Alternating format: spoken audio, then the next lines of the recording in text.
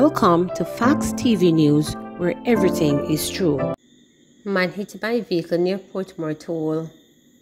A man had been rushed to hospital after he was struck by a vehicle at the entrance of the Portmore Toll in St. Catherine. Scores of people had converged on the scene, resulted in a pileup of traffic.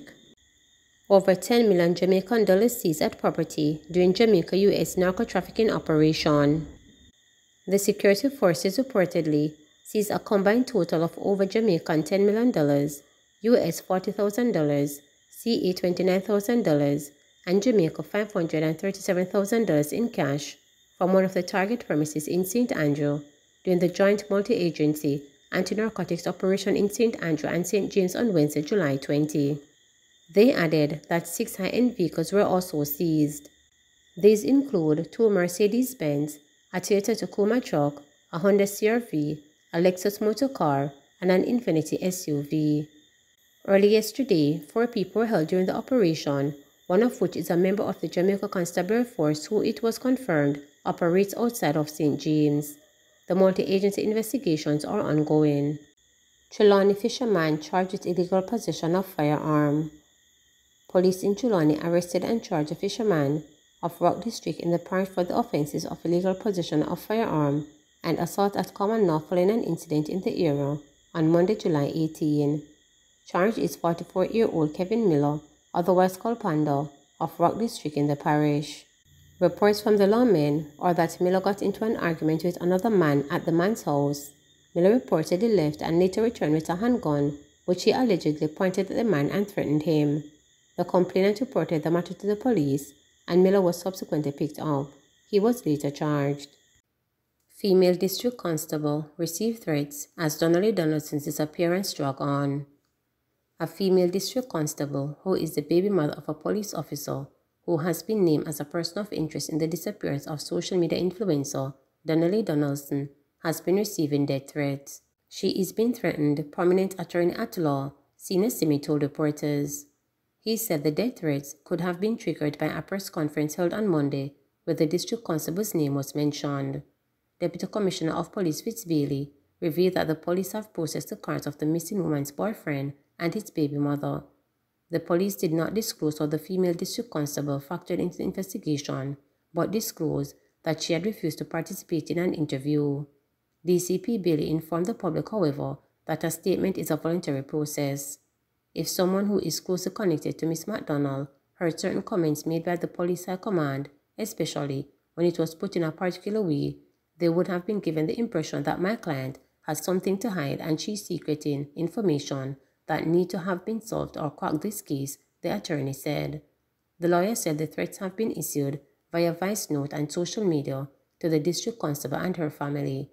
Senior Smith has advised his client and members of the family to report the threats. Fake pages have been dug and terrorized for social media accounts of the district constable's family members. One comment directed towards a family member account on Instagram said, "Peace bed, tell your auntie to let the woman get her bikini body so she can have closure. Hashtag Justice for Donnelly." Another email message to the constable's sister warned, "Tell your sister to bring back the people in Pitney or we're going to find you and your throat. You ugly like," while another promised to murder your hungry belly bikini them. Senior Simit said he would be writing to the police high command about the statements made in the public space, which have endangered his client's good name and reputation. "The police need to do a proper investigation and stop beshredding the name of my client in relation to this case. I heard a clipping where her surname was mentioned during the press conference, and she was the baby mother of. That is enough to identify her, and that was harmful to her reputation and her good name," Senior Simit said. Donaldson was reported missing on July 13. According to police reports, on July 11 about 10 p.m., Donaldson was picked up at her home by her boyfriend, Constable Noel Maitland, in a black BMW motor car to spend the night with him at an apartment located at Chelsea Manor in Kingston. However, on July 12, Donaldson's mother, Sophia Long, reported to the police that she had not seen or heard from her daughter. Reports further indicated that Constable Maitland from the Constant Spring Police Station, who is the father of a child for a district constable at the Halfway Tree Police Station, told Log that Donaldson left his apartment on Tuesday, July 12, sometime after 11 a.m., and has not been seen or heard from since. The police, who said they are treating the case as a high-priority one, said Constable Maitland had issued a statement even though Donaldson's body has not been found.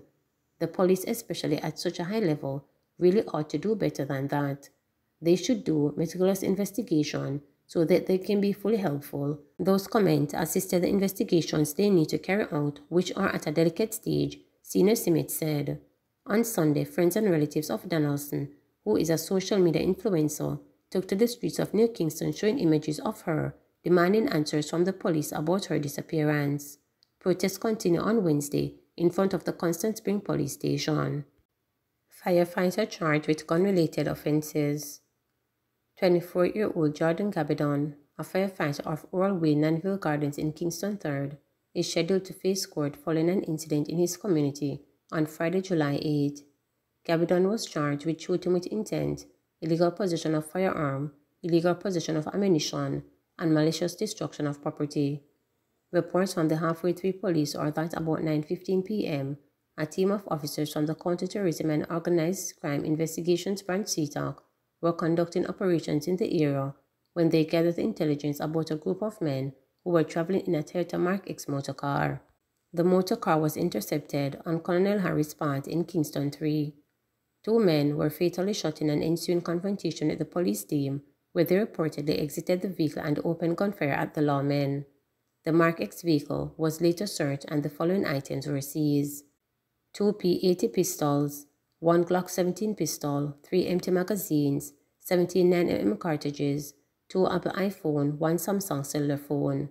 Investigators are still working to formally identify the deceased men. However, they are believed to be 27-year-old Oren Lee, otherwise called Indian, or Pablo, and Prince Davis, a 26-year-old painter. Investigators believe the men are from Nanville Gardens, Kingston III. Gabidon, who managed to escape the scene, turned himself into the police and was pointed out on an identification parade on Monday, July 18. He was later charged following a question and answer interview.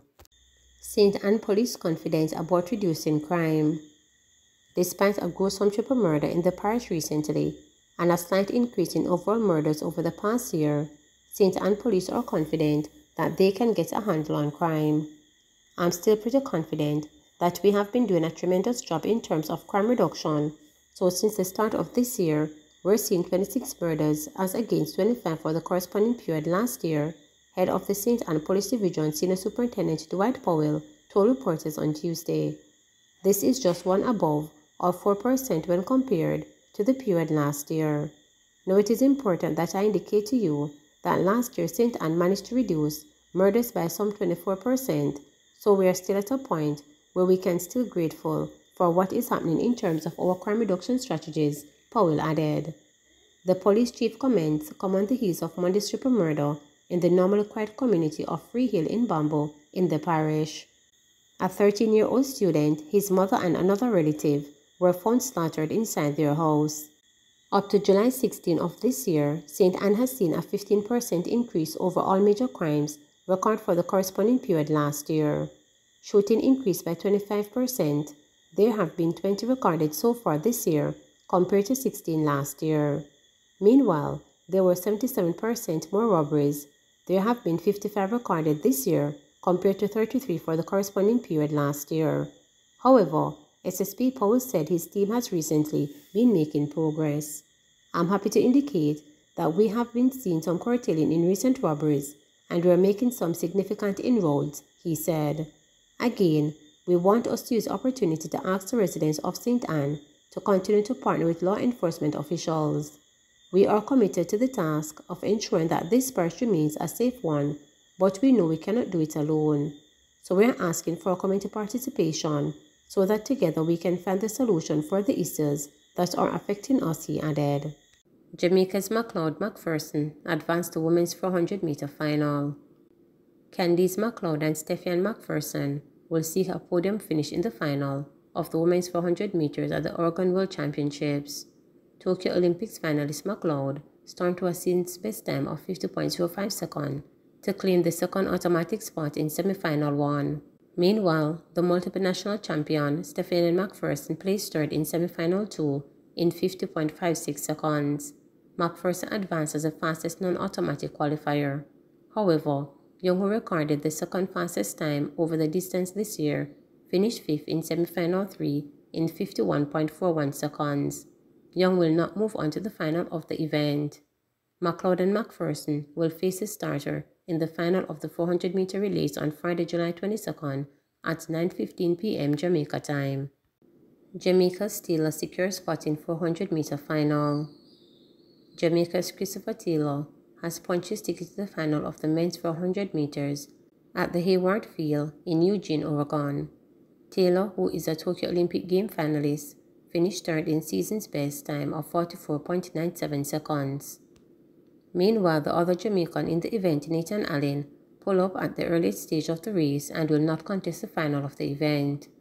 The final of the men's 400 meters is scheduled for Friday, July 22nd at 9:35 p.m. Jamaica time. Kingston Mayor supports St. Catherine Municipality mental health resolution.